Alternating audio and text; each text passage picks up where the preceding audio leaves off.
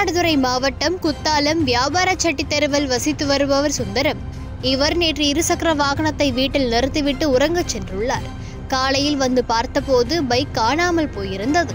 இதனை பார்த்து அதிர்ச்சியடைந்த அவர் குடியிருப்பு வளாகத்தில் பொருத்தப்பட்டிருந்த சிசிடிவி காட்சிகளை பார்த்தபோது அதிகாலை 3 மணிக்கு குடையால் முகத்தை மறைத்து கொண்டு வந்த மர்ம நபர் ஒருவர் பைக்கை திருடி சென்றது தெரியவந்துள்ளது.